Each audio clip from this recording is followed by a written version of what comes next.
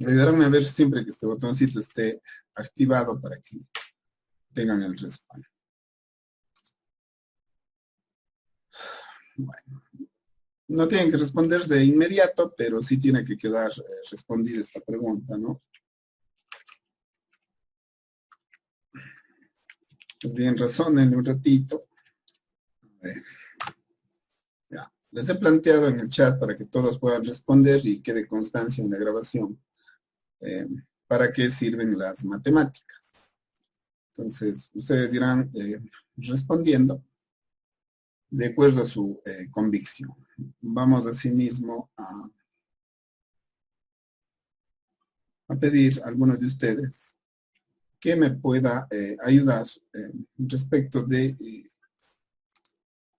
este primer planteamiento que se hizo, ¿no?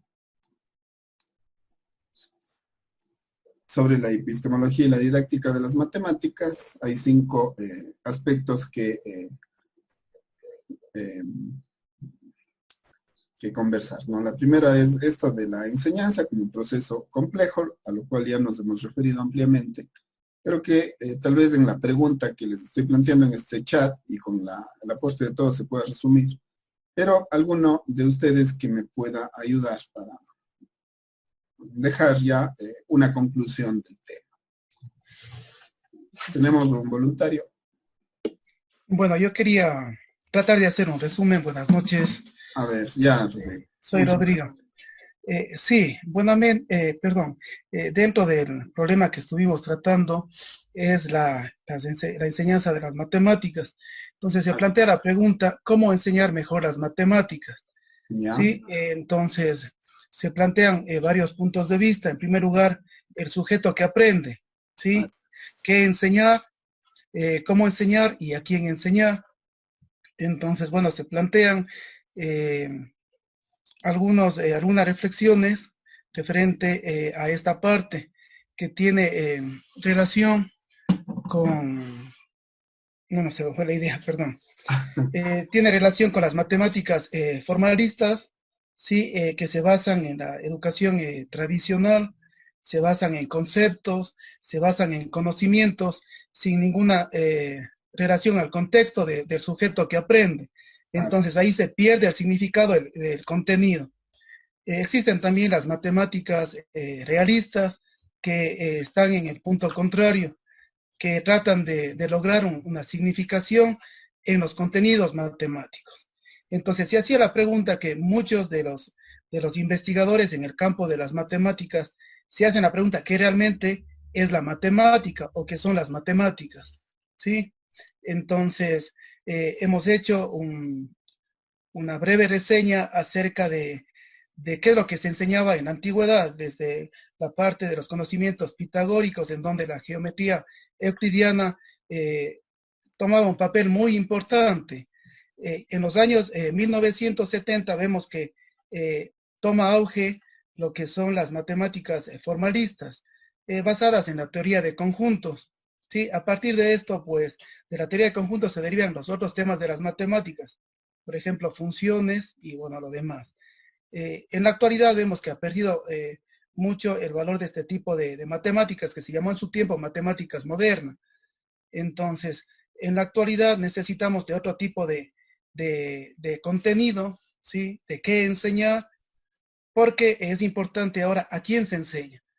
Entonces, mientras usted explicaba, yo también pensaba, bueno, mucho de lo que nosotros aprendimos en la escuela, en el colegio, en la universidad, pierde sentido frente a los avances tecnológicos.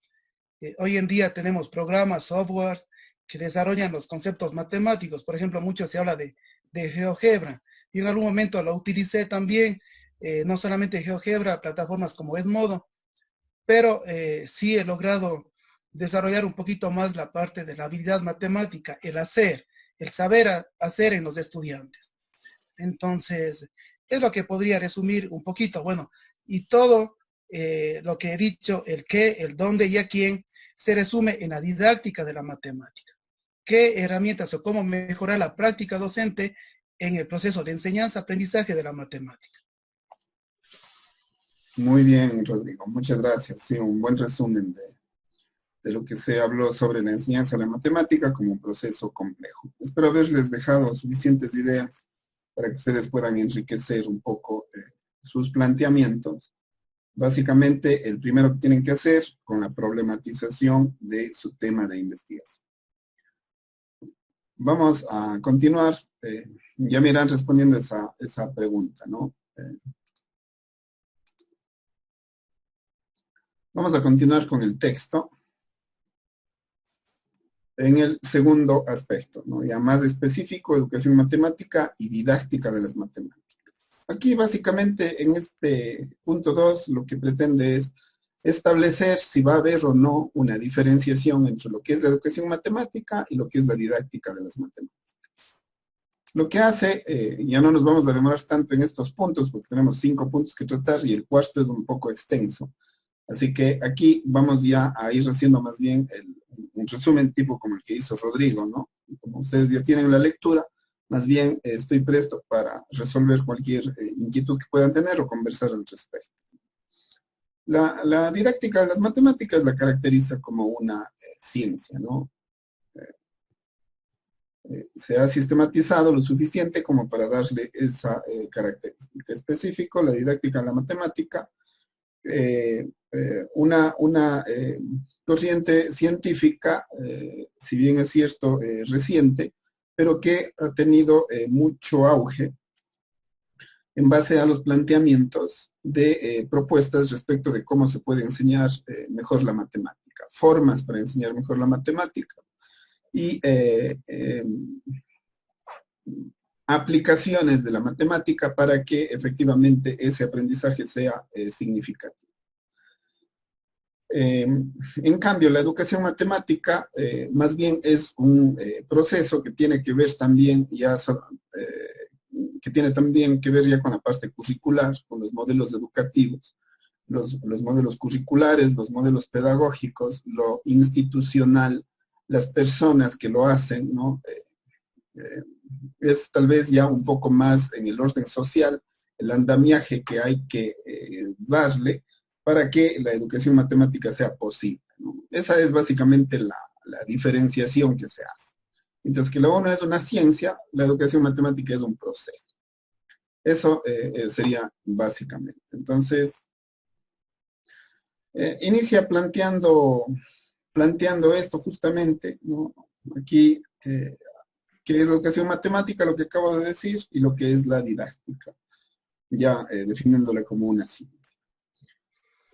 Perdón un ratito, Sí, Marco. sí, En esta parte hacía una diferenciación entre la educación matemática es el proceso de enseñanza-aprendizaje, gracias, mientras la didáctica de las matemáticas conlleva un componente de investigación. gracias. Entonces, Por eso es ciencia, nos hacía, porque se nos desarrolla a hacía la través de la relación investigación.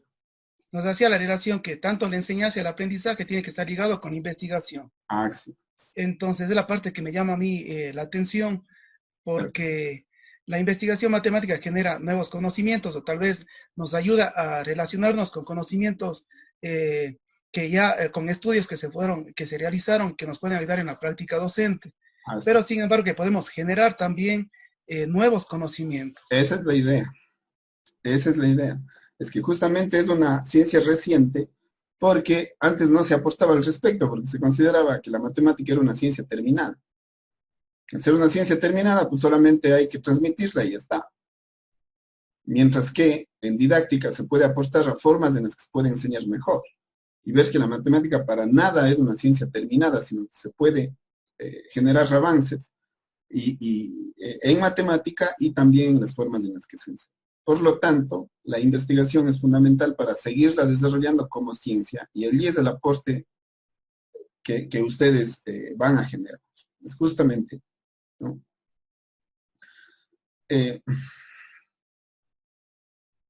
Esto es lo que se roto justamente porque la didáctica de las matemáticas como una disciplina, ¿no? Está generándose como ciencia justamente en las universidades. Y eso es lo que está ocurriendo en muchos países, como bien se dice, y esperamos que se vaya consolidando, ¿no? y se diga que esperamos que eso ocurra en nuestra universidad. Aquí está dándoles algunos ejemplos en donde existen grupos de investigación consolidados, de renombre ya a nivel mundial respecto de el avance de la didáctica de la matemática como ciencia.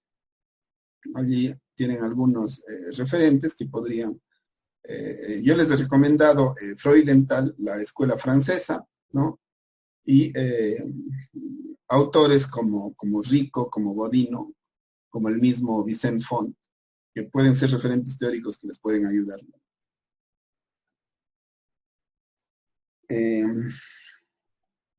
Esto de aquí es clave, ¿no? Si es que existe un divorcio fuerte entre lo que es la investigación científica que se ha desarrollado hasta ahora y la aplicación de la mejora en la enseñanza de las matemáticas, eso es algo que ustedes lo deben considerar absolutamente, ¿no? Porque también la ciencia es teoría. Es decir, existen teorías sobre la didáctica de la matemática que puede ser que nos den resultado, pero que perfectamente puede ser que no.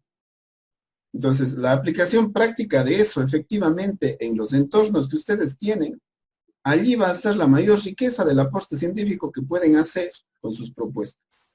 Por eso digo, anímense a la intervención, delimiten el campo de tal manera que les dé posibilidades de probar aquello que ustedes están planteando. Caso contrario, en realidad solamente nos vamos a quedar en las teorías y existe, ya lo dice, ¿no? Para estos mismos institutos es difícil, imagínense, para los planteamientos que podemos hacer desde acá. El aporte, aunque sea específico, aunque sea de caso, si es que es probado, si es que es verificado y ustedes pueden hacer un aporte al respecto, aunque sea sencillo, va a tener una significación mucho mayor que apegarse a una de esas teorías y hacer una propuesta que tal vez pueda caer en el vacío si realmente se le puede aplicar, ¿no? Entonces, por eso me refiero a la intervención, al pilotaje. Veo que allí puede romperse este divorcio que existe. Ya nos está advirtiendo de que eso ya ocurre, ¿no? Y así mismo es. Ustedes saben, se dice, ¿no? Que las teorías son solo teorías. Las teorías tienen que probarse, tienen que demostrarse, y en el ámbito social, en el ámbito educativo, las teorías se prueban dentro de los contextos específicos. Allí es donde se validan. La teoría, si no se valida, ¿de qué puede ser?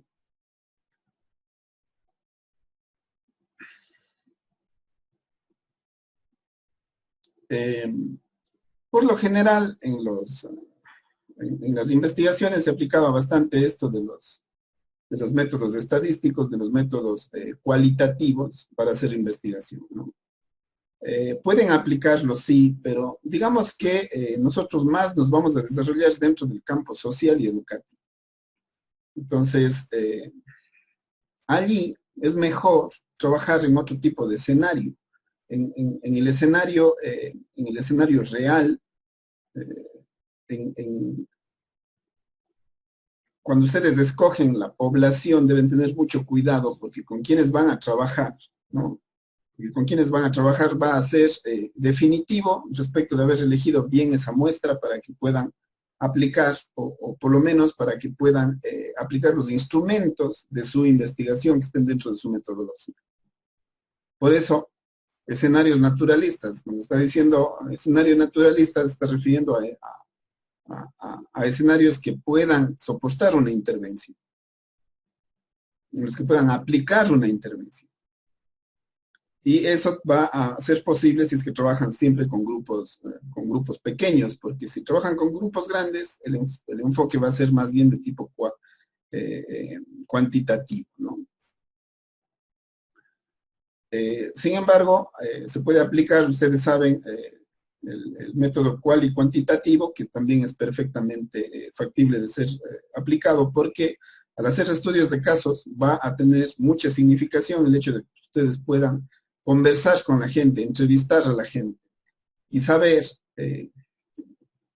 cómo les viene aquello que ustedes están trabajando o qué experiencias tienen respecto de los aprendizajes que están consiguiendo o que han conseguido con metodologías que se puedan estar practicando en la institución y que ustedes quisieran saber si están o no están dando resultados. En todo caso, no está diciendo que esto es definitivo, simplemente está diciendo que tenía auge antes y que tiene auge ahora, ¿no? Pero ya veremos asimismo que podemos aplicar otro tipo, obviamente, de enfoques, ¿no? Pero yo creo que desde el punto de vista que nosotros le queremos dar a nuestra investigación, en la mayoría de los casos será de tipo descriptivo, pero ojalá podamos llegar incluso al plano interpretativo, ¿no? Si es que van por ritmo matemática, podrían hacerlo desde el plano antropológico también, y evidentemente al ser la educación una ciencia social, pues también se puede hacer desde el plano sociocultural. Que también había algunos de ustedes que planteaban que lo querían hacer desde ahí.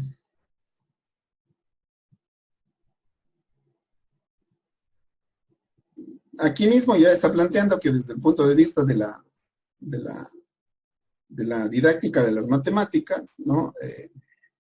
¿Qué mismo es la didáctica de las matemáticas? Sobre qué es un hecho, un fenómeno, una explicación. Nosotros podemos ir por lo pragmático, ¿no? Si es que vamos desde lo pragmático, pues la didáctica de las matemáticas es un hecho y es algo que puede ser probado y demostrado.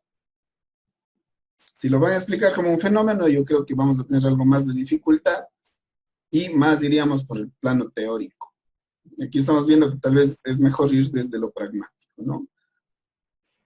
Pero si es que se quiere llegar al plano interpretativo, o sea, si es que vamos a trabajar bajo una investigación que avance ya a lo interpretativo, pues efectivamente ya vamos a tener que dar una explicación de por qué están ocurriendo las cosas. Eso ya es un poco más profundo. Pero es una posibilidad clara que lo pueden hacer, ¿no? Y esto de aquí, evidentemente, ya prácticamente lo estamos nosotros ya resolviendo, lo estamos diciendo que la matemática o la didáctica de las matemáticas no es una ciencia de tipo, social, sociológica.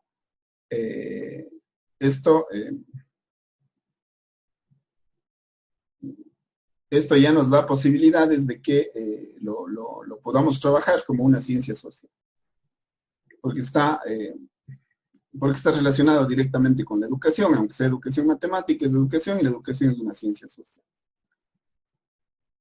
Pero ya vimos que una interpretación que podría ser adecuada es aquella que está relacionada con lo pragmático, ¿no? Con lo pragmático constructivista, ¿no? En ese curso. Muy bien. Y también hacer esta distinción, ¿no? No caer en esa trampa de pensar que la ciencia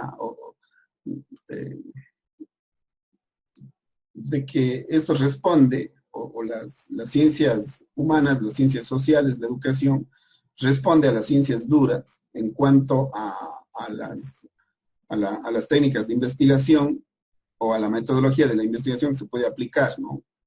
No es de que se genera un modelo, una metodología para aplicarlo, como que los seres humanos fueran manipulables en ese sentido, ¿no? O para ver estímulos y ver qué respuesta se da y con eso construir leyes, ¿no?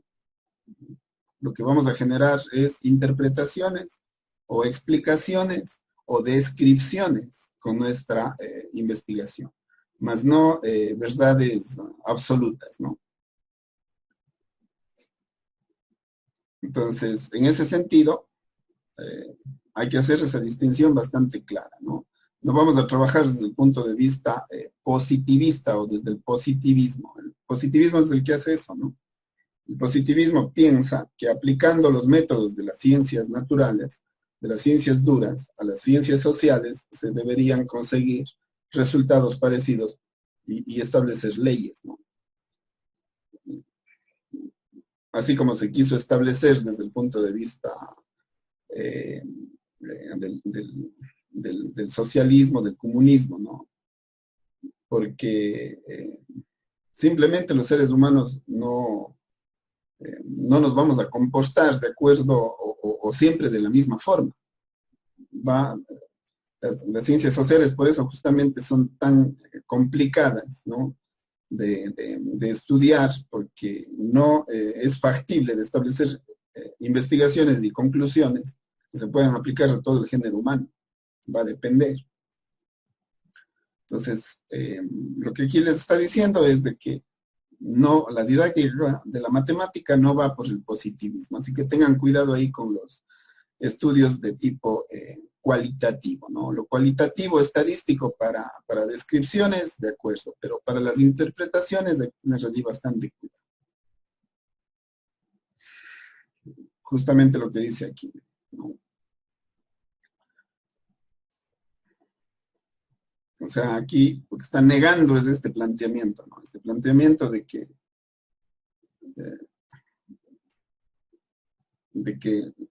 tendría que de que la gente tendría que comportarse, ¿no? de determinada manera y uno poder hacer esas determinaciones, eso es lo que está pidiendo que no se haga. Dice, dado un fenómeno que se observa con cierta regularidad, hay que buscar las causas y estas causas han de producir inevitablemente, o al menos en la mayoría de los casos, el fenómeno en cuestión. Esto es algo que hay que tener mucho cuidado en las ciencias sociales porque no se pueden hacer afirmaciones de ese tipo, ¿no?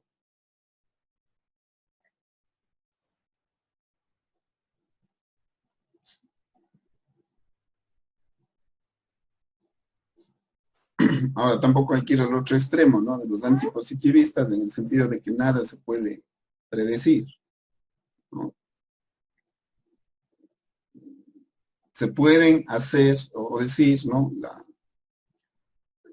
Lo que se ha observado o dar cuenta de las observaciones que se ha hecho y decir lo que ha ocurrido con el comportamiento de la mayoría. Es decir, si yo paso aplicando la metodología, yo paso de un, qué sé yo, de un 5 sobre 10 a un 7 sobre 10 aplicando una metodología determinada y mediante determinados procedimientos sí que puedo decir, ¿no? Si es que, sí que la puedo validar, ¿no? Entonces, eso también es cierto y eso sí que se puede hacer. Y eso está aquí, aunque no lo puse, pero como está subrayado, pues no hay problema en identificarlo, ¿no?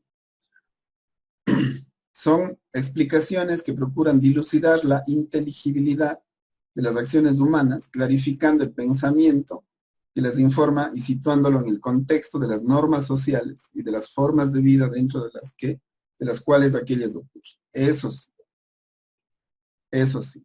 O sea, no al un extremo, peor al otro, ¿no? Sino mantener una línea en la cual yo sí que puedo hacer aseveraciones respecto de las observaciones que realizo.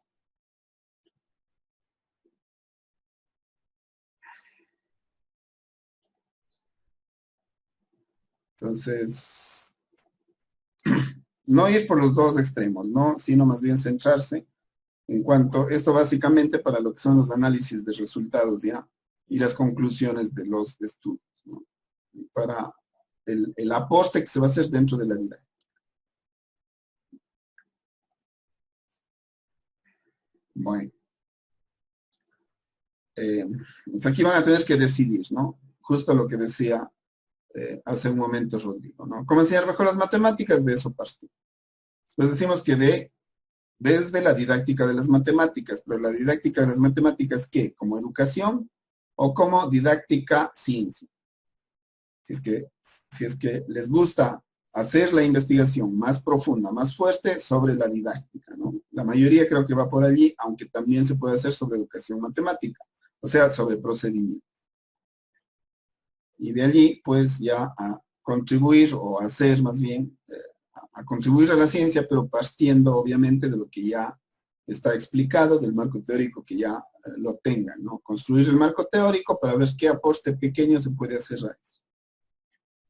Y dentro de una ciencia de la didáctica, que la estamos definiendo como una ciencia, no como una ciencia dura, sino como una ciencia de tipo social. Eso sería el 2. Creo que queda bastante claro, ¿no? Por dónde ustedes podrían ir, por qué línea, por aquí o por acá. y ya ser específico dentro de las líneas del programa de maestría, de lo cual hablaremos ya mañana, para que ya vayan situando y puedan ir a hacer su trabajo de la problemática, que tal vez con la lectura de esto ya se ha aclarado bastante y puedan hacer una redacción. Si es que su problemática la pueden plasmar en una hoja, hasta una hoja y media, yo creo que ya está.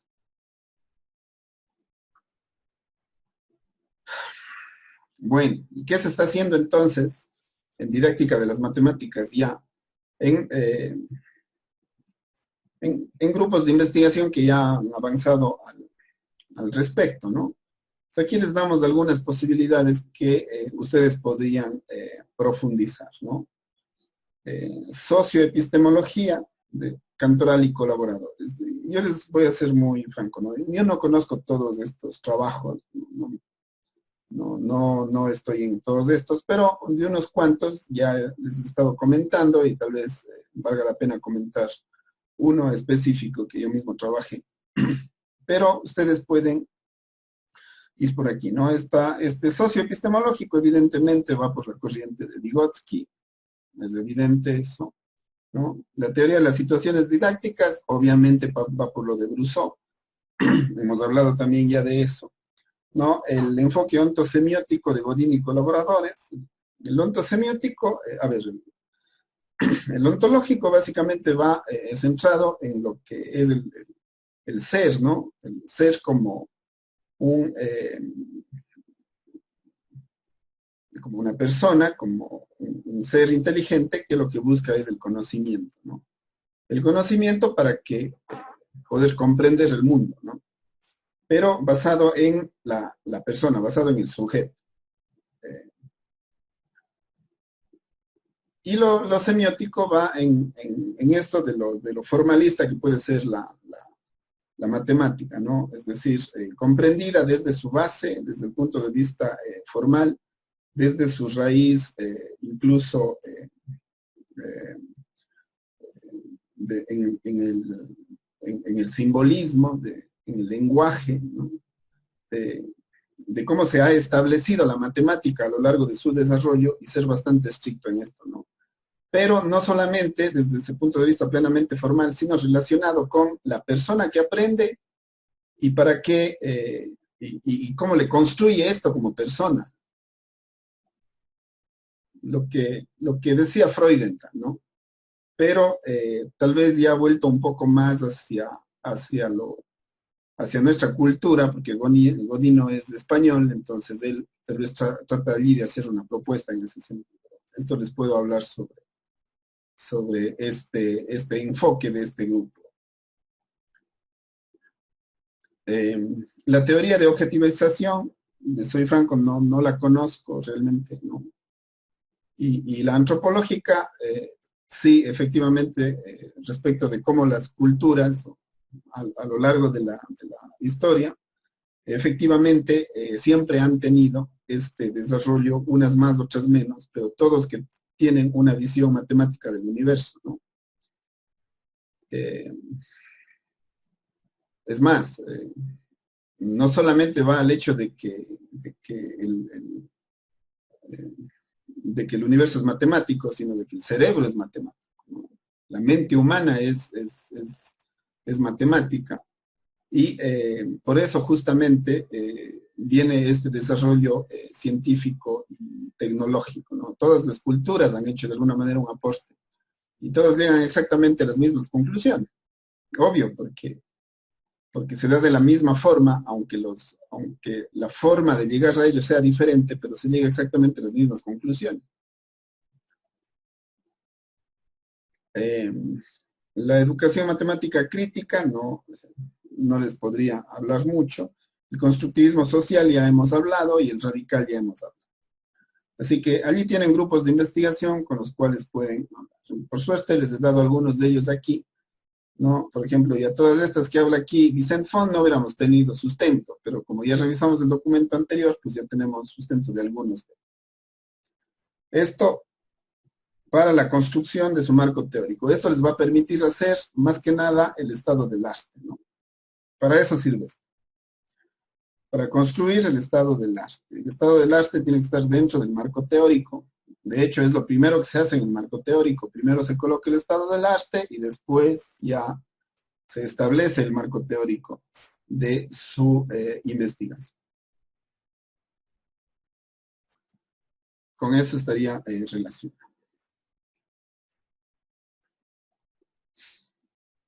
Bueno, y de allí obviamente va a ir ya ese posicionamiento que también debe aparecer, ¿no? Dentro de ese marco teórico. Al final del marco teórico ya debe aparecer, ¿no? Respecto de qué tipo de enfoque sobre la didáctica de la matemática ustedes van a considerar, ¿no? Y si no aparece aquí, pues tampoco importa, pero sí tiene que haber un posicionamiento. Es decir, si están tomando una teoría que tal vez no está aquí, no tiene por qué ser esta necesariamente, que tal vez no está aquí, pero que les ha parecido adecuada.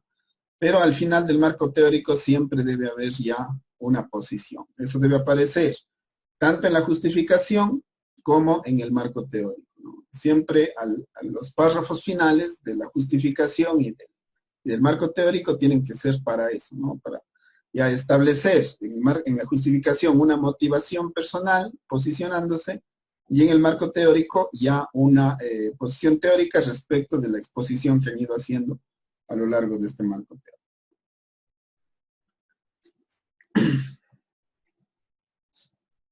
Ya. Y obviamente ya habrá espacio para la metodología de la investigación ya dentro del diseño mismo, ¿no? Digamos que hasta aquí podría ser el marco teórico. La metodología, obviamente, eso ya la tienen que construir hasta el punto 5, ¿no? ¿Qué debería tener bueno, aquí habla de un programa de investigación, pero igual ustedes quieren hacer una investigación que va a estar delimitada, pero que no puede carecer de esto, ¿no? Es decir, la problematización que ya tienen que hacer, posicionándola, como les acabo de decir, ¿no? Desde el punto de vista ontológico, epistemológico, ¿no? Y que problematiza esa naturaleza de la matemática que se va a tratar dentro de ese entorno, ¿no? Dentro de ese entorno específico al que ustedes quieren ir.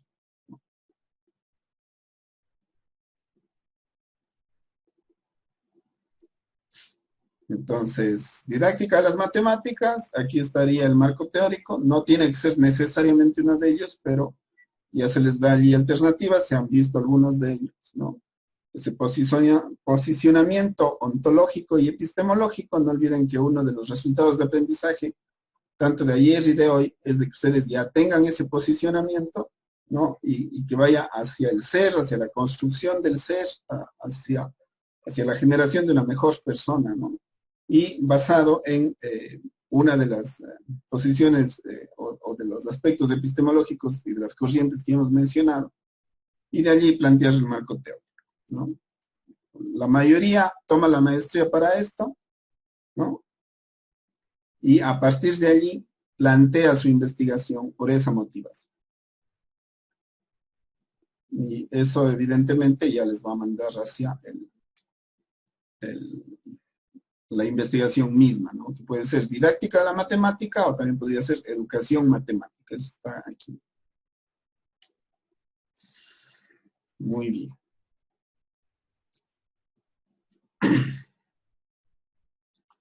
Vamos entonces, veamos, como estamos grabando, veamos cómo nos va con...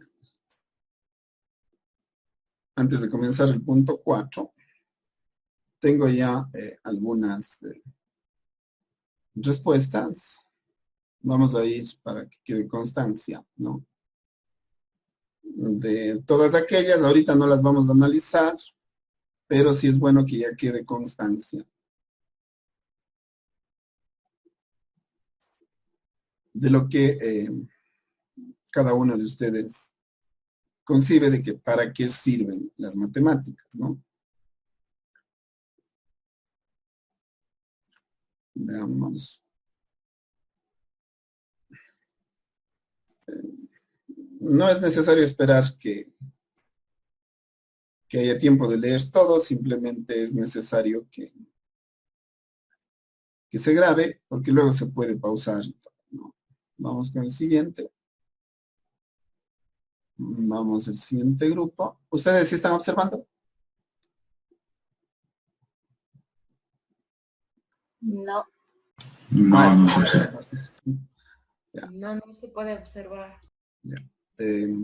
Dejé de compartir para poder sacar el chat. Déjenme ver si... A ver. Bueno, con el formato que estoy ahorita voy a acabar de mostrarle a la grabación para que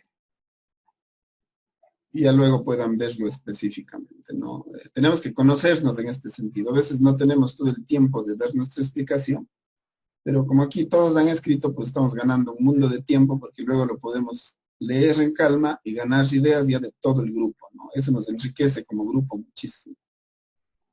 Ah, bueno, pero todos han mandado, se ha mandado a todos, ¿no? Así que igual lo van a tener dentro de su chat y lo pueden estar viendo y revisando.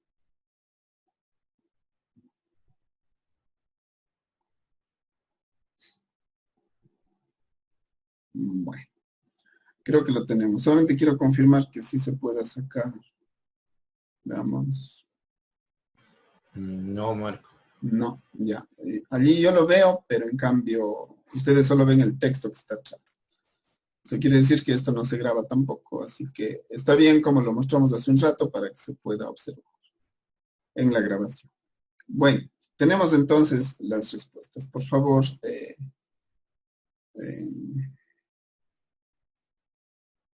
cada una de las respuestas que ustedes han dado verán la forma de mantenerla, ¿no? O sea, de tener un respaldo, me refiero, para poder hacer alguna actividad futura. Bueno. Vamos a ir al punto 4, en el cual me voy a detener en los últimos, porque son tal vez los más importantes, y allí sí quisiera que me ayuden con la lectura para pasarles ya como participación. Si quisiera que todos participen entre hoy y mañana ya, porque esto tiene que ver, si bien es cierto, con la epistemología, no hemos dejado de hacerlo, pero ya quiere referirse hacia el otro aspecto que es también la educación, la formación y la formación de profesores dentro de corrientes didácticas ya específicas o más que corrientes, ya propuestas, ¿no? Propuestas didácticas específicas que se pueden hacer mediante, aquí le da mucha importancia al análisis de textos, ¿no? Eso es algo que a veces no se hace mucho, pero que sí es una posibilidad de hacer como tema de investigación el análisis de texto. Si es que alguien no tenía muy claro o su tema no le convencía, pues tiene esta posibilidad de hacer también análisis de texto.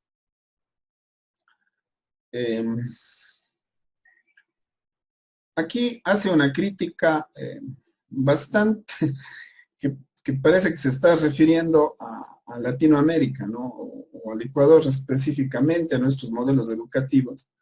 Dice que hay países que tienen objetos matemáticos que solamente son dos, ¿no? Los conceptos y los procedimientos. Es decir, aprende esto para que hagas esto, aprende esto para que hagas esto, y así le damos plena importancia a los contenidos. Vamos desde el punto de vista puramente procedimental,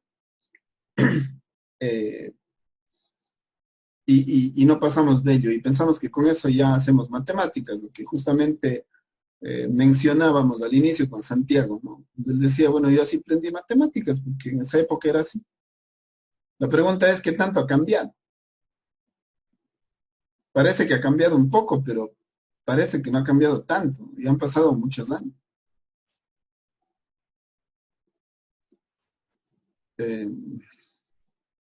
Ahí va esto que decíamos del onto semiótico, ¿no? O sea, mantener el formalismo, pero para la construcción de la persona, ¿no?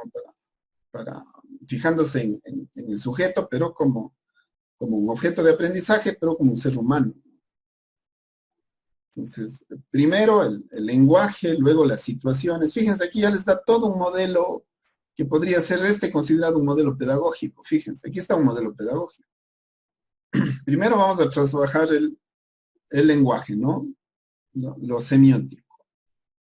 Luego las situaciones problema, ¿no? Después vamos a dar importancia a los conceptos. Después vienen los procedimientos, que no se está diciendo que no son necesarios, pero se está diciendo que no puede basarse solo en conceptos y procedimientos, sino que debe ser todo un modelo. Luego, proposiciones, propiedades, teoremas, etcétera, y luego argumentaciones, ¿no? Yo aquí añadiría lo que les decía hace un momento, ¿no? Esto de ser puramente formulista o de aplicar fórmulas o incluso obtener fórmulas, siguen siendo conceptos y procedimientos. Pero, ¿y las interpretaciones? ¿Y para qué sirve lo que está obteniendo? ¿Y las unidades? ¿Y qué pasa si cambian los datos? ¿Y qué pasa si es que se aplica en otra situación? Aquí tienen un modelo pedagógico, es justamente el ontosemiótico que plantea Godino, como les decía. Esta es la investigación de Godino. Hay grupos que desarrollan esto, aquí está un cuadro, el cual ustedes lo pueden perfectamente. Alguien me dice, oiga, ¿y qué me recomienda? Yo le diría, haga un modelo pedagógico de Godino, plantéelo como él lo plantea, adáptelo a la situación específica suya y hágalo en un grado o en un curso específico. O incluso con un grupo, con una muestra de ese grupo. Ya está. Ya tienen allí una investigación. Aquí está ya una. Clarísimo. ¿Sí ven? Ya ustedes lo habrán visto.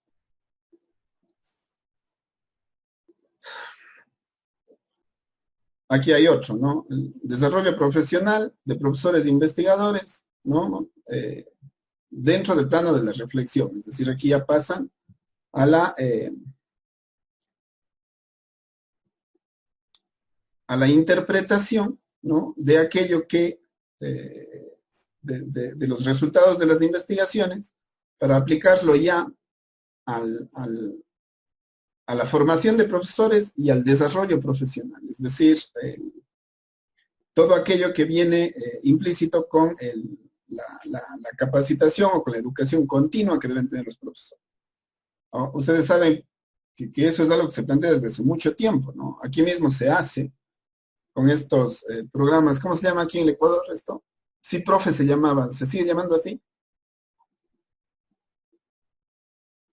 Creo que sí, ¿no? No sé si Ahora creo que es quiero ser maestro. ¿Perdone? El quiero ser maestro creo que se llama. No, ese es otro. ¿No? Eso es para darles empleo a las personas que no son profesores. Pero Me capacito, Marco. ¿Perdone? Me capacito. Ya, el me capacito, exactamente. Antes se llamaba el sí, profe.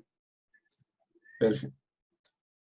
Entonces, aquí ellos van más allá, ¿no? El nuestro se llama así, pero ellos van no solamente a que los profesores se capaciten, sino que los profesores también se conviertan en investigadores de la educación matemática o de la didáctica de la matemática.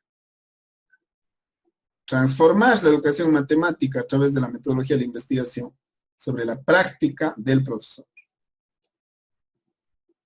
Ese es otro proyecto que también les podría servir, ¿no? Básicamente es en Holanda y Polonia. Aquí da un ejemplo sencillo, eso también les puede ayudar mucho a ustedes. Fíjense que todo esto lo hace en función de cómo se puede enseñar de la mejor manera algo tan específico, lo que les decía hace rato, ¿no? La delimitación de su objeto de estudio.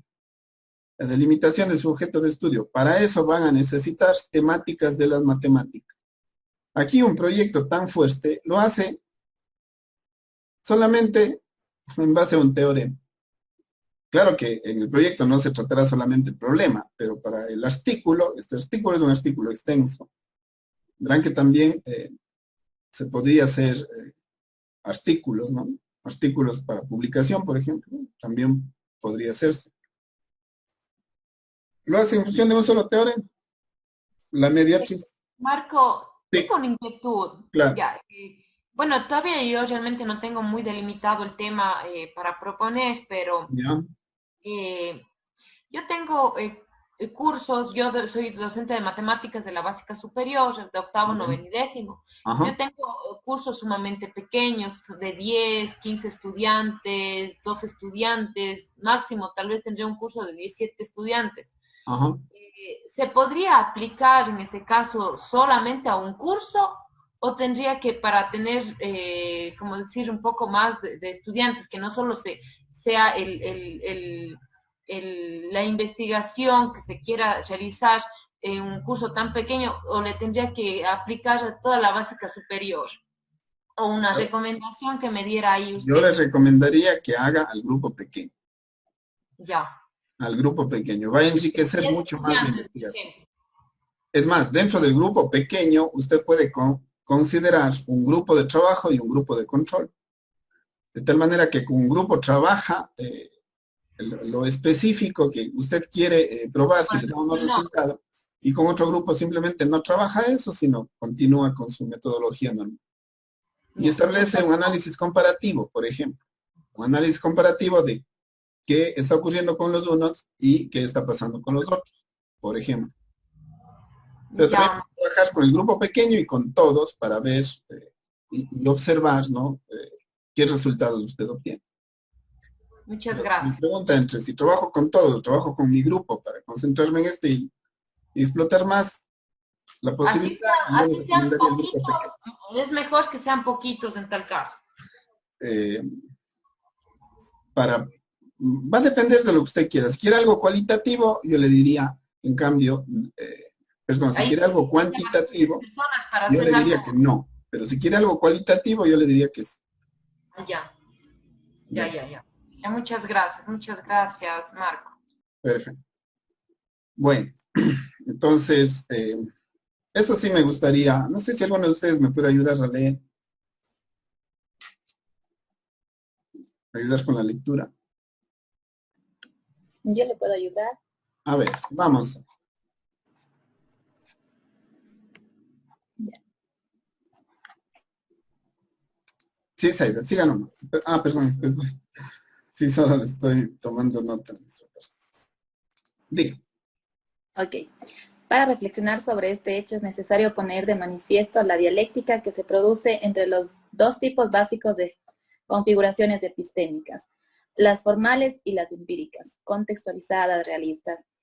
Comenzaremos con las formales, y puesto que el texto que se utiliza como contexto de reflexión es de geometría, empezaremos con una mirada a uno de los libros clásicos sobre la axiomatización de la geometría. Nos referimos a los fundamentos de la geometría de Hilbert.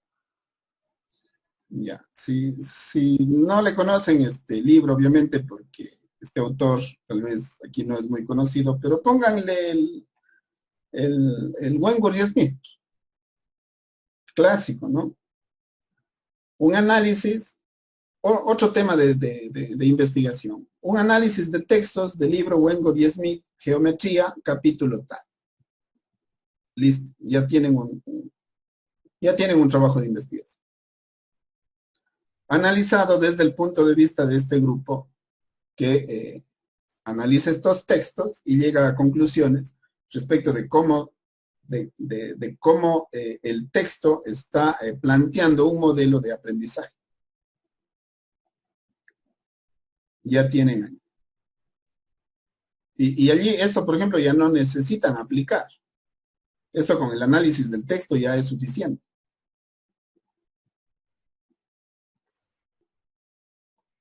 Pueden tomar esto como ejemplo de cómo se ha hecho este análisis, para cómo se enseña geometría aquí, cómo lo plantean, que es completo, ¿no? Y cómo lo plantea este texto específicamente, cómo se podría aprender. La mayoría de nosotros habremos aprendido geometría en ese texto. ¿Y quién ha hecho un análisis profundo ya con conocimientos didácticos de si el libro vale o no vale? ¿Y cuál es el posicionamiento que uno tiene al respecto? ¿Y cómo debería ser? Ahí está la propuesta. Perfecto, ya está. Si es que ya hacen el análisis del libro y en base a eso hacen propuesta, ya no necesitan validar. Si es que en base de un libro no hacen el análisis del libro, pero hacen la propuesta, allí sí les recomendaría que la validen. Pero al hacer el análisis ya no pueden hacer tanto. Entonces hagan el análisis y hagan la propuesta y ya está el trabajo.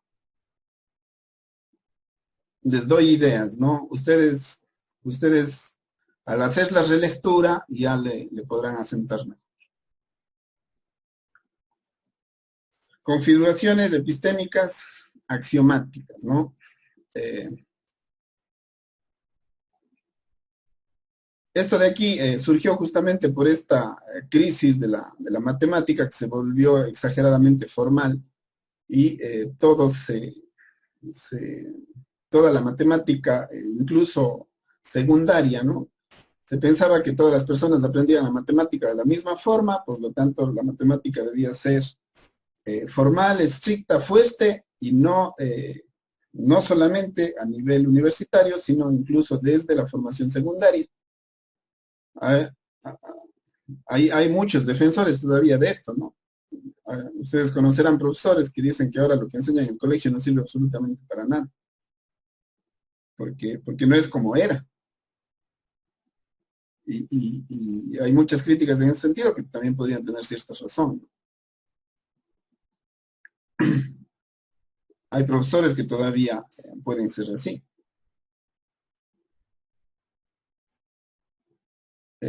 Propuestas en ese sentido, pero adaptadas o hechas contemporáneas, un formalismo contemporáneo, me parece una excelente propuesta que también podría probarse. O ver textos que planteen esto y hacerle un análisis, por ejemplo, y a partir de allí hacer propuesta para nuestra realidad, también sería válido. Y aquí les dan los estadios, ¿no? O las fases en las que esto tendría que plantearse. ¿Cómo sería mejor? Quedarse en un primer estadio del intuitivo informal, o que de aquí también le llama ingenuo. ¿No será que nosotros, por no ser formalistas en la educación secundaria o en la educación básica, hemos pasado a este nivel? ¿No? Eso tampoco. O estamos en el segundo, ¿no? En el segundo, que es el otro extremo, en cambio.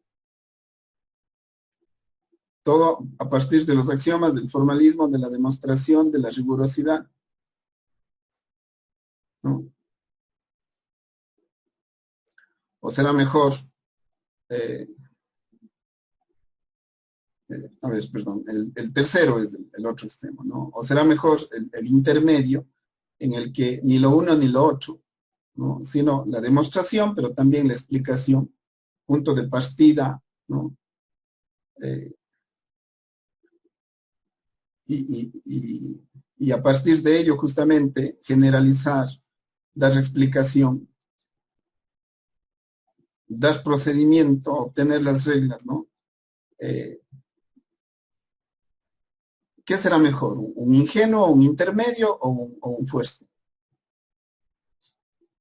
Ese es el planteamiento de las configuraciones de epistemas axiomáticas, ¿no?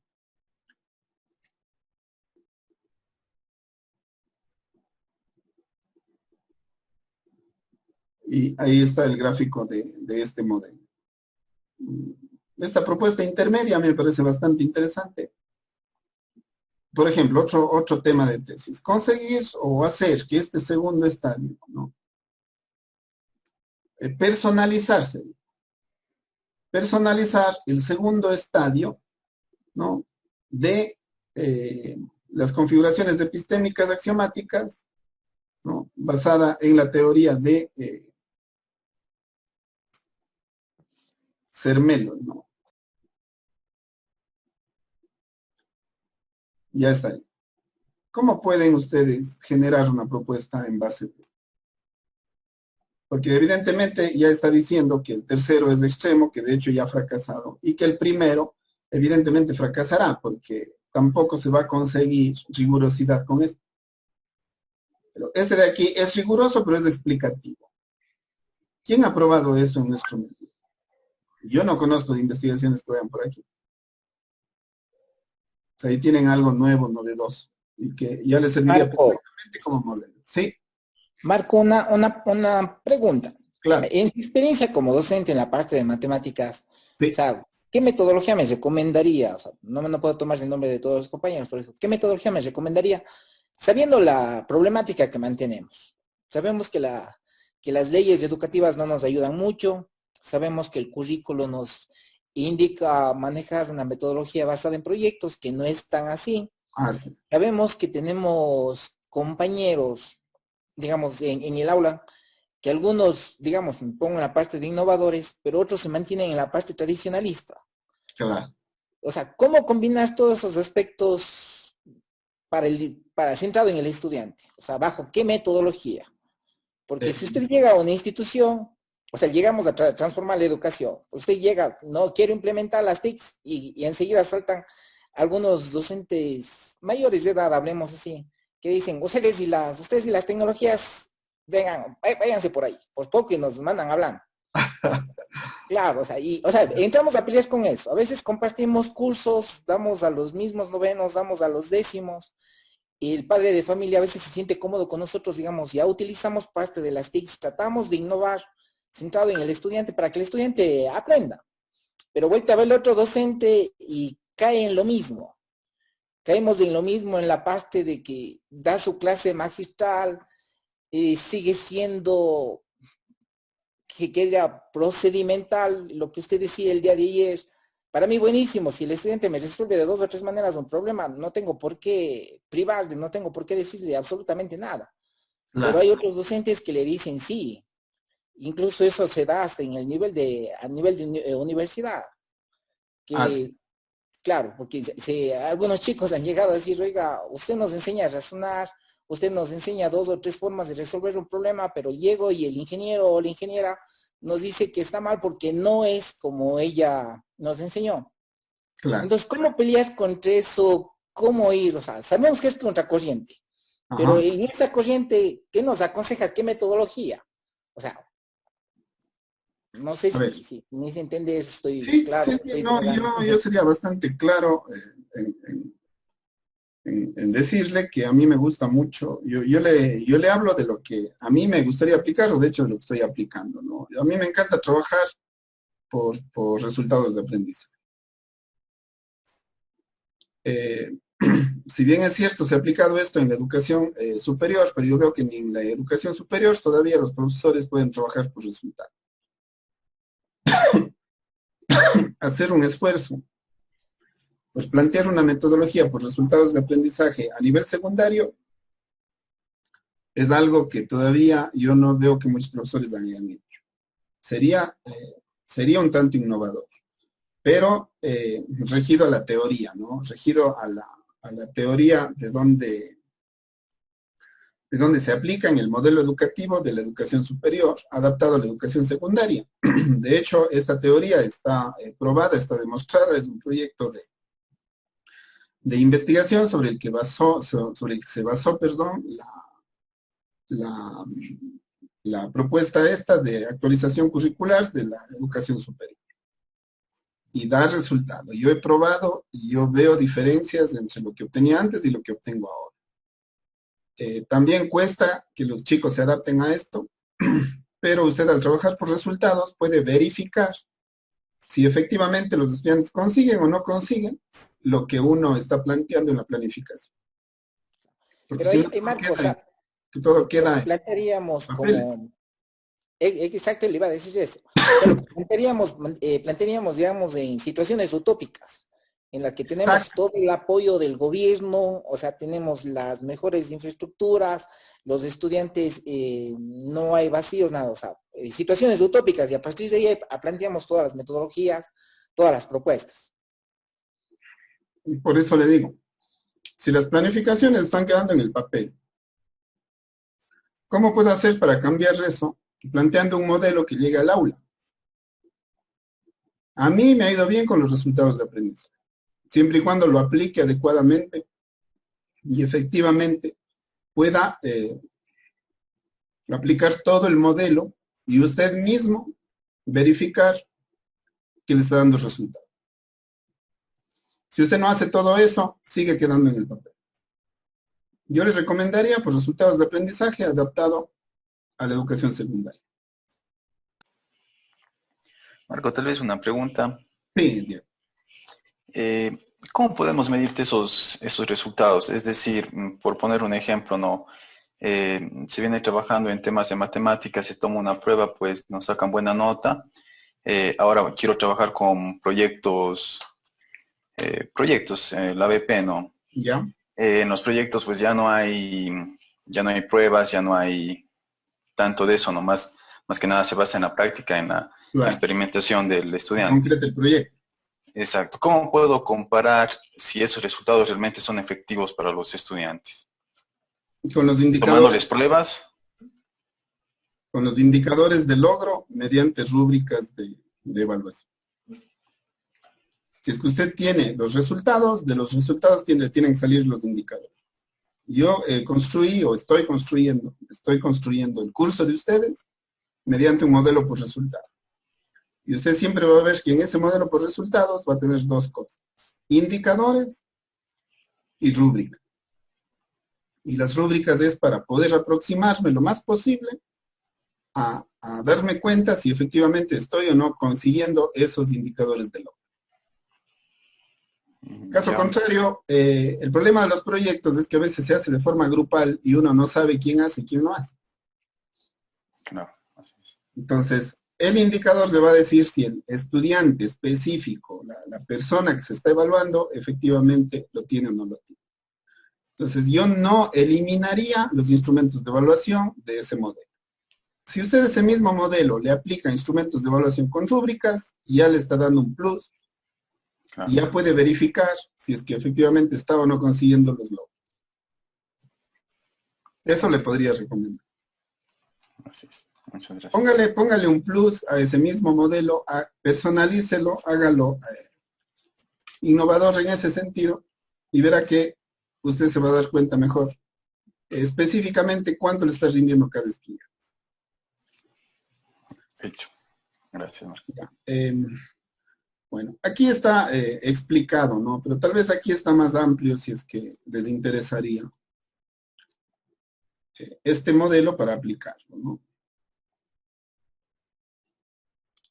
Perdón, una preguntita, Marco. Sí, dentro de eso, de la configuración epistémica anterior, de la axiomática, planteaba 3 estadios. El uno, el intuitivo, el otro, el axiomático, y el último, que es la parte conceptual, me parece que es más formalizado. Sí. Entonces ahí hace una diferenciación, que el tercer estadio es propio de los lógicos, dice, mientras que los dos anteriores, el intuitivo y el axiomático, es de los matemáticos. Entonces, ¿qué diferencia es el ser lógico y el ser propiamente matemático? El uno será solo procedimiento, aplicación de conceptos, fórmulas, y el otro ya va más allá, conceptualización de ese proceso, que al final sería conceptualización de algún fenómeno de la realidad. Conceptualización. Entonces, bueno, claro. Bueno, lo que dicen, bueno, el fin de la matemática no es en sí aprender un proceso y cómo se aplica en forma descontextualizada, sino es desarrollar la capacidad de razonamiento lógico-matemático. Recientemente tuve una conversación con un médico, con un cardiólogo, me hablaba de su experiencia en medicina. Yo también tuve experiencia en medicina, yo soy químico-biólogo. Tuve el primer puesto en mi promoción. Entonces yo a veces me pongo a pensar, digo, ¿cómo di ese salto de la química y la biología, el salto a las matemáticas? Entonces hacíamos una comparación. Dice, ¿usted cómo estudiaba medicina? Entonces yo decía, a través de la memorización de nombres, de partes anatómicas, de conceptos y todo. Dice, yo no estudiaba de esa manera, yo estudiaba razonando, dice. Entonces ahí está la diferencia en el razonamiento. Entonces, nosotros trabajamos ahora ya no por especialidades como era antes, sino trabajamos a nivel de bachillerato general unificado. Entonces, trabajamos con personas que van a ir a diferentes carreras.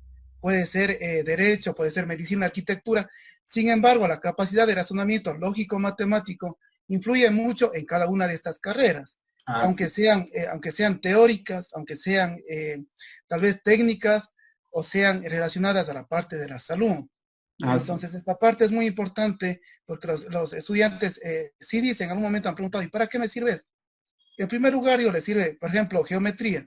Digo, si va a ser arquitecto, medición de terrenos, topografía, perímetros, áreas, si es que va a navegar sistemas de georreferenciación. Entonces, como que le da sentido a la matemática, aunque uno haya aprendido sin el sentido correspondiente. Claro. Uno aprendió solamente con procedimientos. Sin embargo, en la actualidad ya uno como docente dice, tengo que darle sentido a la matemática.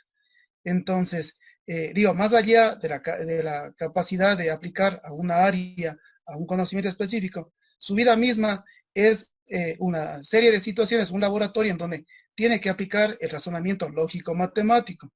Yo digo, por ejemplo, la economía del hogar, la relación entre los padres, entre los hijos, entonces, el hecho de un emprendimiento. Y son situaciones en donde la parte de razonamiento lógico-matemático le reta a las personas porque allí juega emociones, juega el entorno social, pero a la final hay que dar una solución. Claro. Entonces, por eso yo veía esta parte y estaba esperando el momento del tercer estadio, que es más propio de los lógicos. Podríamos lograr ese estadio de los lógicos, más no de los matemáticos. Sí, bueno, aquí le hace esa diferenciación, ¿no? Establece esa diferenciación de cómo se puede llegar incluso a este tercer estadio de los lógicos. Claro que es desde ese punto de vista lo ideal, ¿no? Sin embargo, es difícil llegar a ese estadio. El problema, la crítica, es de que hubo un momento en el que se pensó que todos podían llegar a este estadio. Y eso también no es cierto. Si bien es cierto, se puede conseguir, ¿no? Se puede conseguir buenos resultados, pero el problema es querer que todos lleguen hasta ahí. Esa fue la crítica al formalismo de los años 70, como vimos, ¿no?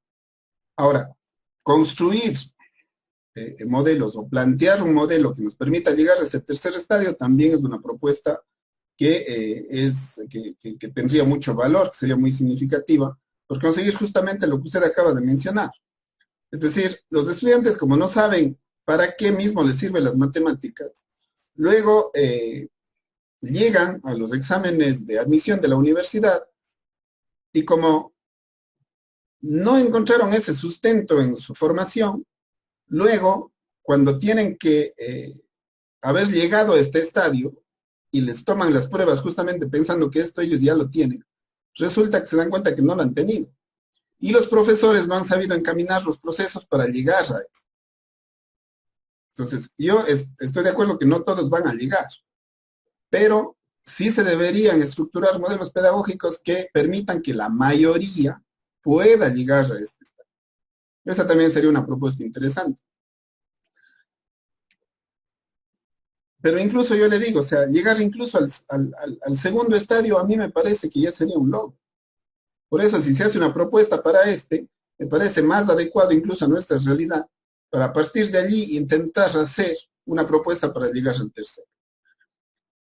También pasa de que hay estudiantes que por sí solos logran llegar al tercer estadio sin ayuda de nadie, y esos son los que generalmente van a las carreras técnicas. Hay chicos que a veces no necesitan ni del profesor, que estudien, tienen autoaprendizaje, tienen un don especial por la matemática. Pero eso no quiere decir también que por ingresar a la universidad vayan a elegir la carrera de docencia en matemáticas. Van a preferir ir por una técnica, por una ingeniería. Entonces, sí, efectivamente, pero la diferencia está allí, ¿no? Los lógico-matemáticos logran llegar a ese tercer estadio, pero tienen ya una predisposición que les permite, o vienen de un sistema educativo que les ha permitido llegar. Mientras que los otros dos casi que serían obligatorios, ¿no? Dentro de los modelos pedagógicos de las instituciones educativas deberían incorporarse. Aquí el riesgo sería que nos estamos quedando en el primer estadio.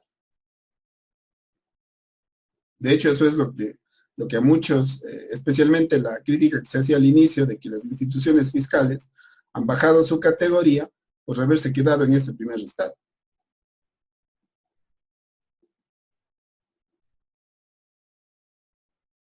Muchas gracias, su aporte, es muy, muy importante. Bueno, y para completar, yo creo que hemos hablado ya del formalismo, igual este es corto, y la parte de aquí está, no sé, yo creo que no les estoy enviando los que están subrayados, ¿no es cierto?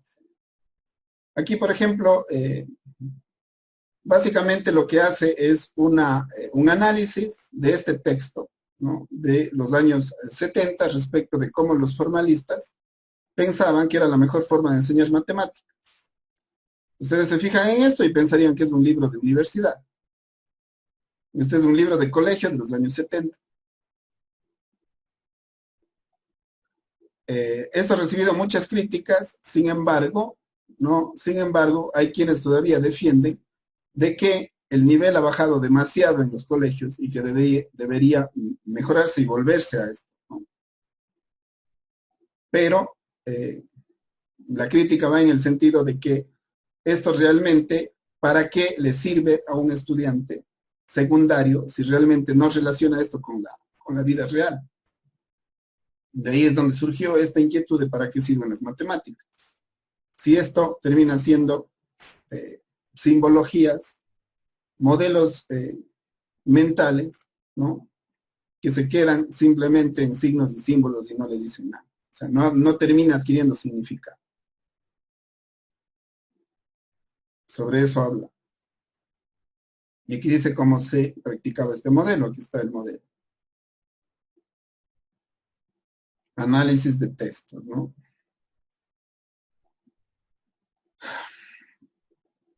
Bueno, esta es ya las conclusiones sobre este planteamiento de la configuración epistémica del texto que se aplica en Polonia, en Holanda, sobre la mediatriz y cómo se puede enseñar mejor esto. ¿Cómo podrían hacer los profesores un análisis lo más completo posible de esta demostración? Esa es la cuestión que se plantea aquí y se pretende resolver. Digamos que está relacionado con el primero y es la explicación, ¿no?, de este planteamiento que se decía al inicio del punto 4. Creo que aquí también está ya ese modelo y se explica ampliamente, ¿no? Yo quiero llegar a los dos últimos para... y aquí está, le complementa, ¿no?, haciendo ya que el modelo se introduzca también la herramienta tecnológica. Por eso es importante. Yo aquí les puse en amarillo los puntos. En realidad estos últimos son los que mejor explican. E incluye la herramienta tecnológica, pero fíjense, algo importante, ¿no? Cuidado, vayan al revés. La herramienta tecnológica siempre va al final. La herramienta tecnológica no es para el inicio. Solamente después de que se dominan los conceptos o todo el modelo pedagógico, ¿no? Lenguaje,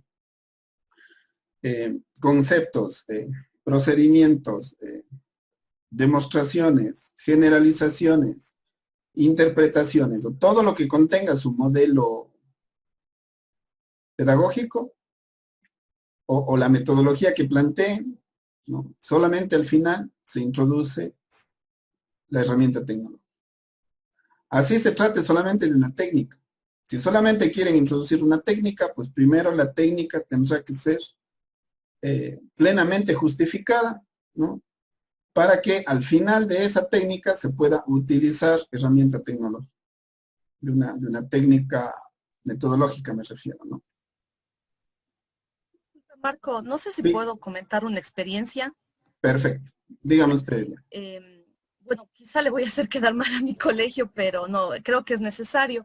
Claro. Bueno, en mi caso, como estoy en un colegio técnico, yo no doy al área técnica al bachillerato, sino soy docente de octavo y de décimo, ¿Ya? pero somos en el técnico salesiano 15 profesores de matemáticas, como es un colegio de más de 2.000 estudiantes, o sea, es un grupo bastante grande. Claro. Nos permite muy bien trabajar en grupos, que eso, o sea, nos ayuda un montón, sí alivia bastante la carga de planificación y afines que tenemos los profes fuera del aula de clase. ¿Ya? Pero en cambio hay una situación muy especial. De los 15 profesores que somos o pertenecemos al área de matemáticas, solo 2 somos licenciados en ciencias de la educación. ¿Ya? Todos los demás son arquitectos, economistas, ingenieros electrónicos, mecánicos, eléctricos. Y ¿Ya? obviamente su fuerte, es el tema técnico, es el tema tecnológico incluso, ¿no? Manejan muy bien softwares. Créame que para ellos, por ejemplo, el GeoGebra es obsoleto. O sea, ellos manejan programas mucho más sofisticados, entre comillas, por así decirlo, o al menos eso nos han hecho creer a los que no dominamos la tecnología, ¿no? Y para ellos, ellos más bien aplican muy diferente a lo que usted acaba de decir, o sea, ellos no le aplican a la parte tecnológica como al final, sino ellos más bien le introducen desde el inicio. Y justo el día martes teníamos una reunión de área y teníamos un conversatorio en general porque de parte de las autoridades de la institución nos han solicitado que describamos, empecemos a escribir nuestra experiencia en esta educación virtual, porque me parece que como colegio quieren hacer algún aporte en el tema del CONESA hacia el Ministerio de Educación o algo así, nos explicaba. La situación era que un compañero que es ingeniero electrónico, él decía que después de esto, que pase la pandemia y regresemos a la presencialidad, al aula de clase, que no involucionemos y que no regresemos al típico método del jueguito, del profe en la pizarra, del trabajo grupal, sino que ya deberíamos tener como obligación los profesores nuestra tablet, nuestro lápiz óptico y obviamente full tecnología, ¿no? Entonces, sí se tiene esa creencia en bastantes profesores de matemática. Y les repito, ellos no aplican la tecnología al final, sino ellos más bien creen que la tecnología es como que el centro y de ahí yo les voy a ayudar a los chicos. Creo que con algunos muchachos sí les funciona definitivamente, ¿no? Y ellos también tendrán su manera de llegar a los chicos, a los estudiantes, pero sí quería comentar eso de que, o sea, son esas diferentes percepciones que nos enriquecen como grupo de docentes, pero a veces es como que también nos encontramos contra una pared gigante y al menos a mí, yo le digo personalmente, me cuesta bastante. También cuento con la suerte, la bendición de que son muy colaboradores y es más, yo he aprendido un montón de ellos, pero yo sí...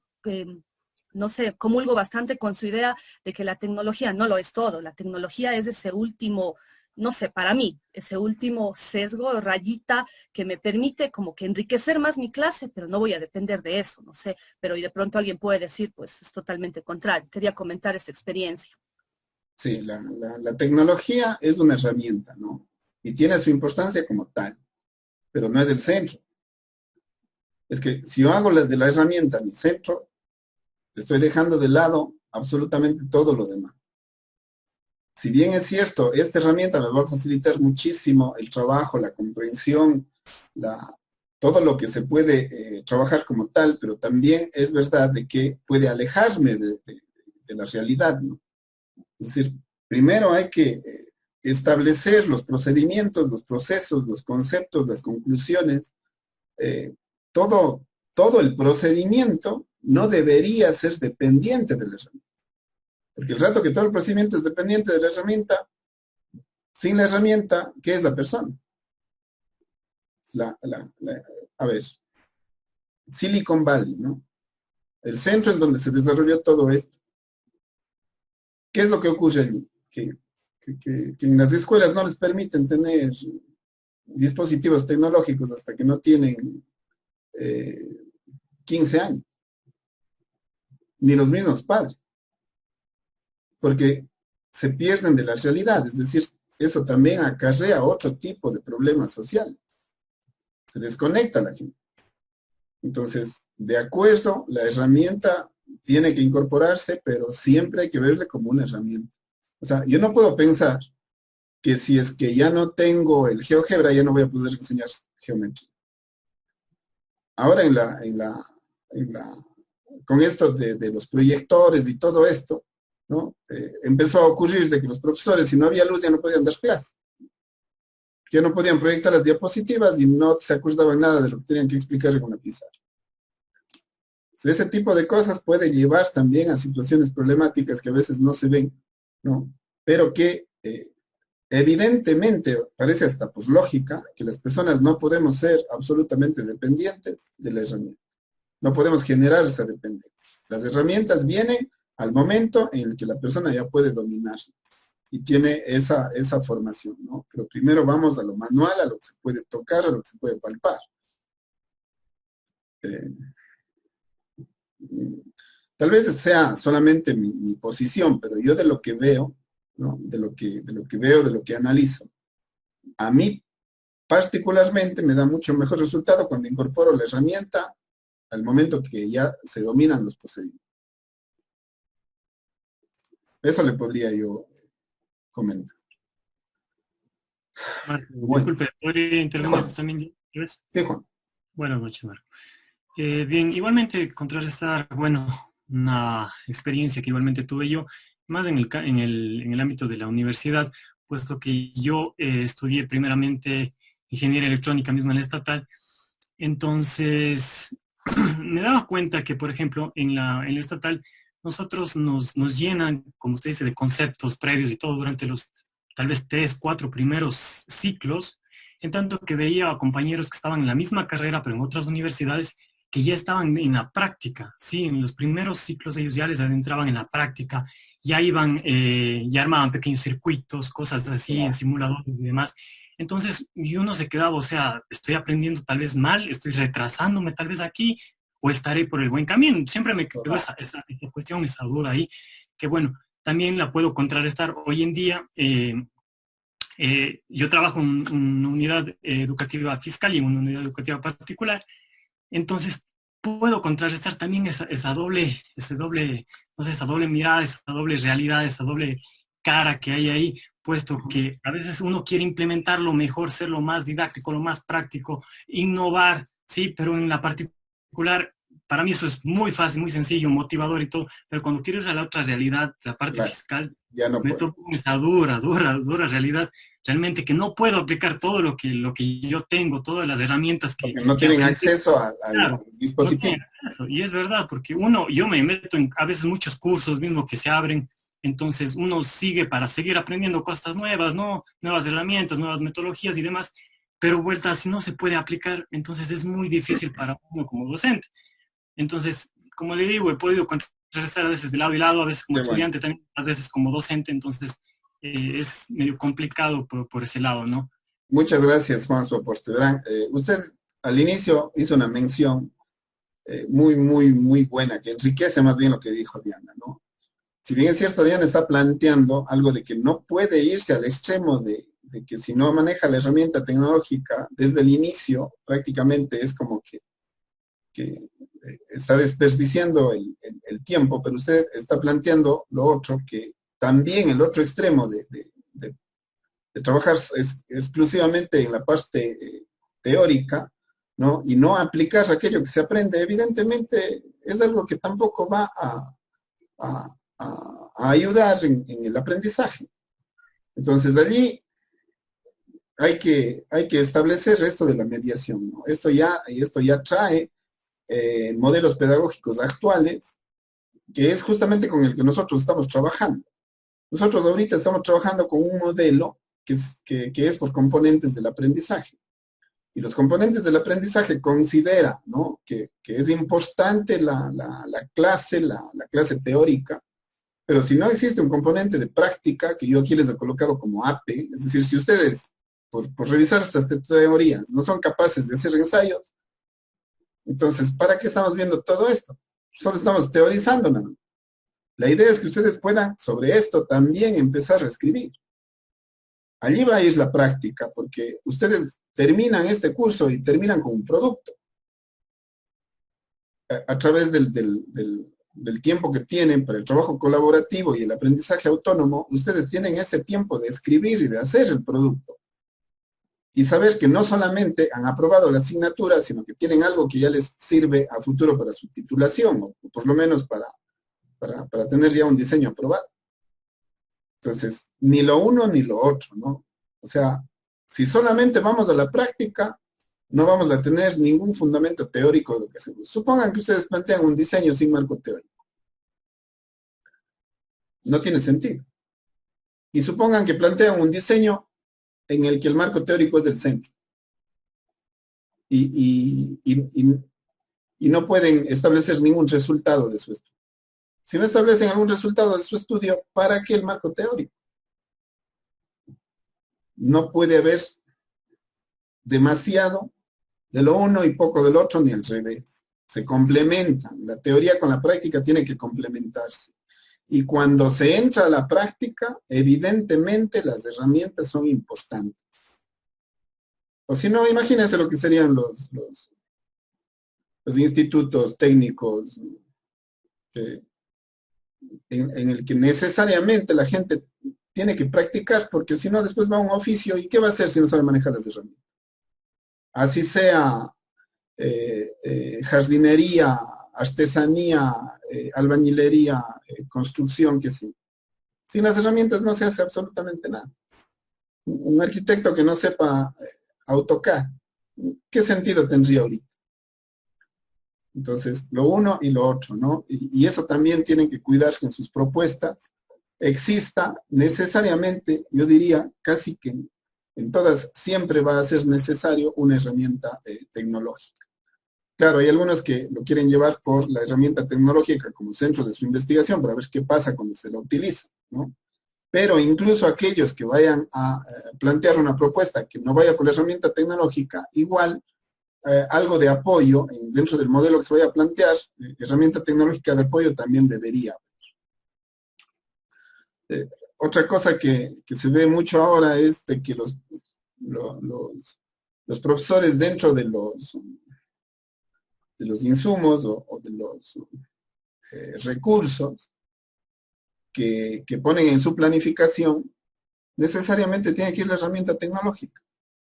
Imagínense yo enseñar cálculo sin un software qué sé yo, el mismo GeoGebra o el Mathematics o el Derive. O sea, ya no tendría sentido. Tengo que colocar dentro de los recursos de herramienta. Estamos obligados a eso. Allí está la práctica, las herramientas son importantes. No convertirlas en el centro, eso sí. Bueno, a ver, vamos ya culminando. Hemos visto, ya estábamos en la séptima, ¿no? A ver, les voy a pedir aquí que presten especial atención a los planteamientos que se hacen a partir del punto 4.7, ¿no? Configuraciones epistémicas empíricas de la enseñanza secundaria. Aquí les da cuenta de muchos errores que se cometen en la enseñanza secundaria y que ustedes podrían tomarlos como temas de investigación. El solo hecho de verificar que en las instituciones se pueden estar generando este tipo de situaciones ya da pie a observaciones. ¿Y cuáles van a ser esas instituciones? Van a ser las propias de ustedes, ¿no? O hacer planteamientos que reparen esos errores.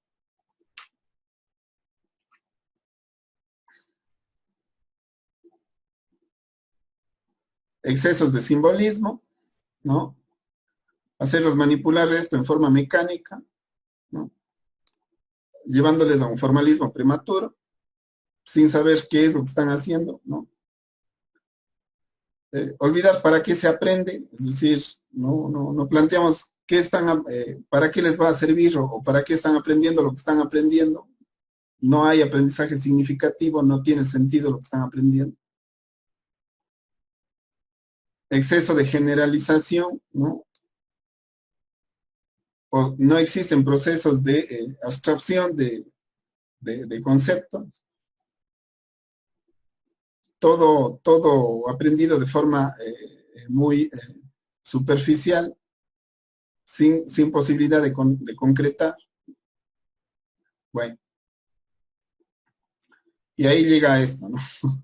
Por eso la pregunta que les planteé al inicio, y por suerte ya está en el video, y lo podrán revisar, ¿no? ¿Para qué sirven las matemáticas? ¿Y esto para qué me sirve? Y con toda la razón.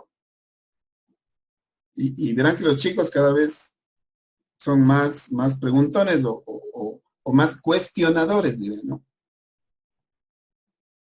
Este 4.7 da cuenta de muchísimos errores que se pueden estar cometiendo en la educación secundaria. Lo que mencionaba en ese libro del año 1976 que se aplicaba en la educación secundaria, ¿no? Que nadie supo para qué les sirvió. Entonces aquí les da ejemplos de cosas que se podían plantear como propuesta, situaciones de la vida real que se podrían trabajar, ¿no? Generar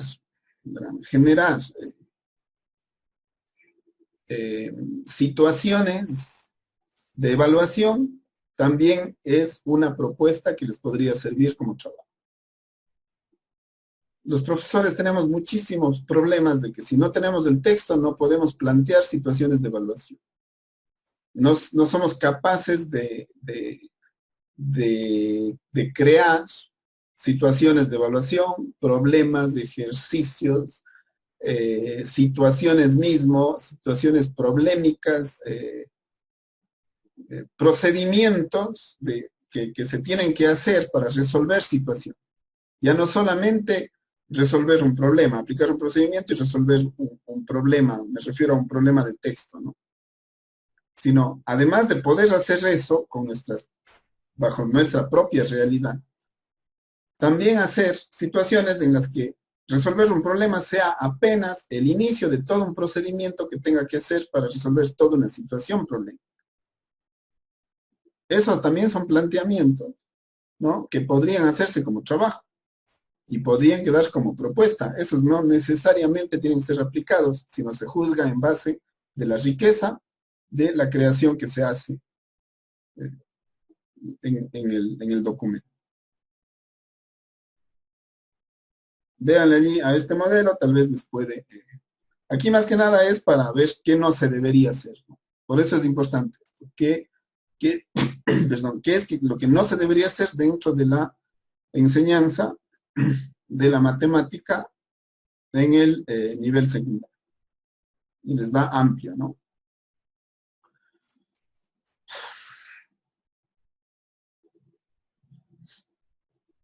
Esto es otro, ¿no? El contextualizar problemas. Problemas del mundo real. Es decir, lo mismo que les decía, ¿no? Llevar eso a plantear algo simulado, o aquí ya algo concreto que parta de la realidad.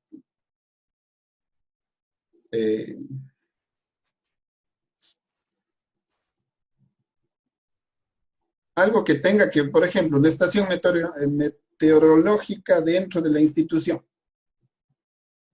¿Qué matemáticas se puede hacer dentro de eso? ¿Y cómo puedo construirle con objetos que sean fáciles de acceder, ¿no? Que no sean tan complicados.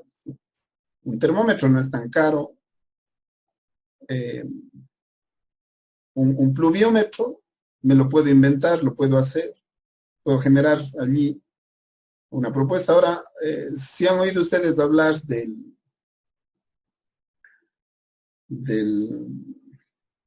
DIY, ¿no? Se escribe D. Creo que aquí.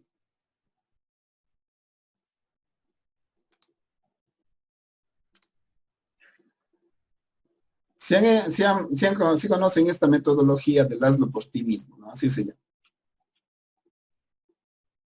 Allí tienen posibilidad de generar innovación. DIY.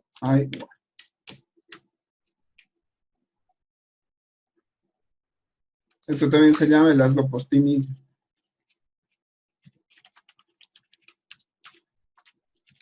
O hazlo tú mismo. Do it yourself, en inglés.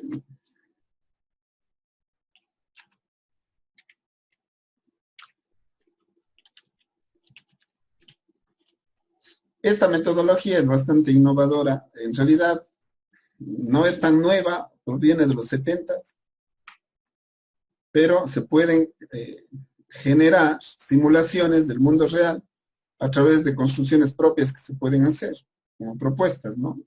Qué sé yo hago mi propia estación meteorológica, viendo videos por YouTube, por ejemplo. Ustedes si buscan van a encontrar. Y los profesores pueden poner en práctica eso y probar con sus estudiantes y enseñar matemática con eso. Allí sí están haciendo innovación, verdadera innovación. O construir dispositivos electrónicos.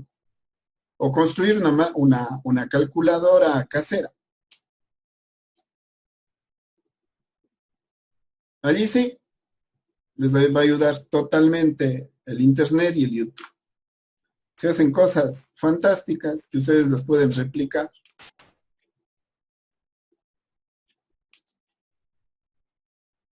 Eso es muy, muy bueno. Les recomiendo esa metodología.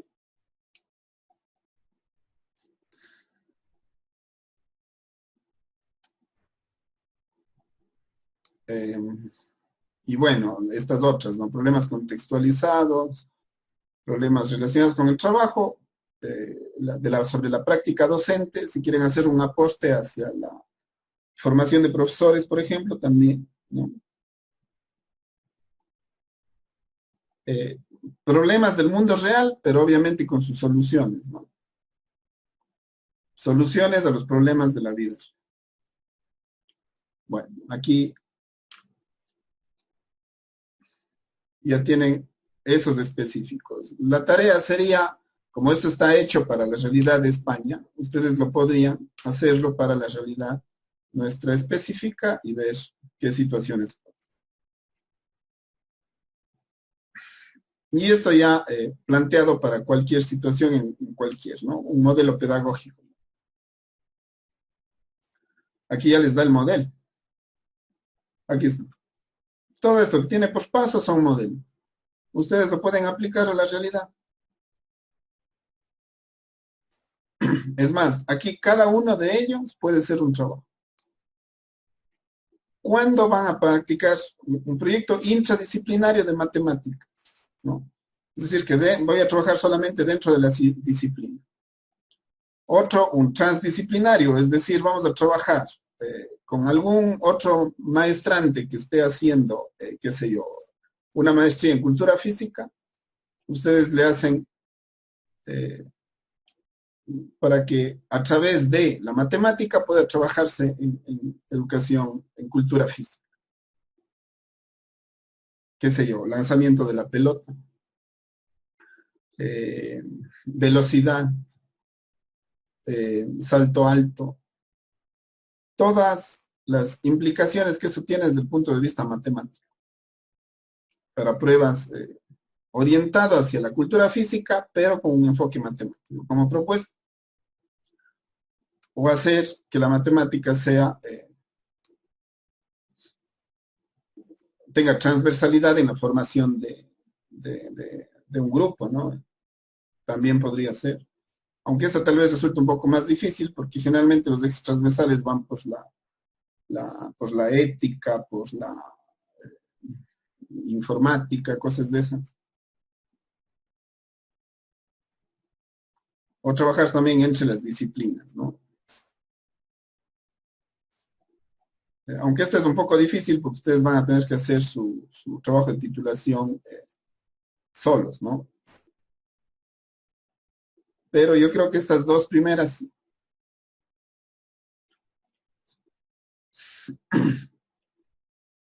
intradisciplinario, ¿no? Hacer algo que sirva tanto para álgebra como para geometría. Lo que les planteé ayer, por ejemplo, de los geoplanos. Los geoplanos para geometría, álgebra y cálculo. Ahí tenía un ejemplo. Y las conclusiones, ¿no? Bueno, mañana arrancamos así mismo con las conclusiones, es solo una hojita que tenemos que relacionar lo de hoy con lo de mañana, y ya les cargo la clase de mañana para que la tengan, pero como ya les di en el sílabo, estaban ya esas lecturas, me acuerdo. En todo caso, vamos mañana ya estaríamos concluyendo la parte teórica. De allí ya les mandaría la parte colaborativa, y la próxima semana estaríamos ya la parte eminentemente práctica, ¿no? No sé si tienen alguna inquietud. Marco, perdón, yo tengo una pregunta. Claro, dígame usted. Marco, por ejemplo, en nuestra maestría tenemos que realizar nuestro trabajo de investigación. Sí. Ahora, dentro del marco teórico, ¿es necesario mencionar algún concepto sobre alguna corriente pedagógica o modelo pedagógico? ¿Es necesario o depende del tema de investigación? Va a depender del tema de investigación, pero no necesariamente. Lo que sí yo les recomendaría es la base epistemológica sobre la que usted está planteando su tema. Yo creo que deberíamos partir de allí el marco teórico. Entonces, o sea, un modelo pedagógico no es necesario, pero la base epistemológica, eso sí. Sí, porque el modelo pedagógico será necesario si es que usted va a plantear un modelo pedagógico. Pero si no va a plantear un modelo pedagógico, no sería el fuerte de su teoría. Listo. Muchas gracias, Marco. Ya. Bueno, chicos, ya, dormir pronto porque hay que madrugar. Sí, ha de ser. Ni modo. Ya, chicos, vámonos mañana y seguimos conversando, ¿ya? Hasta mañana. Que pasen muy bien. Mañana. Mañana. Hasta mañana.